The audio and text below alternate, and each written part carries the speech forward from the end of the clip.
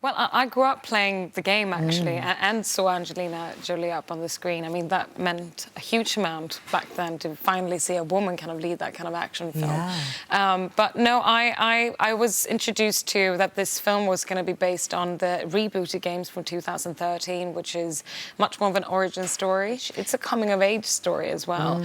And the director, Roy Utag, that I met, he really wanted to do quite a realistic take on this universe and the fact that we get to see the birth of this action hero.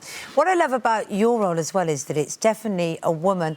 If she was going to take that on, she'd need some muscles. Yes. She wouldn't be prancing around with a tiny little waist like the original Lara Croft looked like she had, or, you know, it was definitely a man's view of what an action woman should look like, the original, wasn't it? I think it's because, you know, what I loved was that he wanted to have this more gritty kind of realistic version of this universe. And if we really wanted to base all the stunts in reality and feel like it's plausible that she can do these things. And when I read the script, I mean, Laura, as we know, she always climb up things and do these big jumps. And I kind of looked at female athletes and stunt women that I've met in the industry over the past few years, and I was like, well, Alicia, I'm quite petite. I could not, you know, lift my own weight when I started this film, and I was like, for it to be, you know, accurate and feel like this is plausible for her to do, I need to get that kind of physique. That must have been hard, because you ended up with an 8-pack, didn't you? Is that yes, even and possible? It all Are there enough away. muscles for an 8-pack?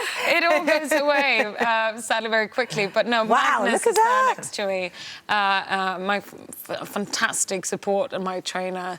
And we talked about what I wanted to achieve. Yeah. But it takes, I started to work out 3-4 months before we started to shoot, but I also got the chance to, I trained with some incredible women. They introduced me to boxing and MMA. I did rock climbing and archery, swimming, bicycling. I mean, it was really a wonderful experience. I was a dancer when I was younger, so I think I've always been so intrigued by the physicality of making these kind of films. Extraordinary. Now, we had the Oscars, didn't we, on Sunday night? Yes. You've got one.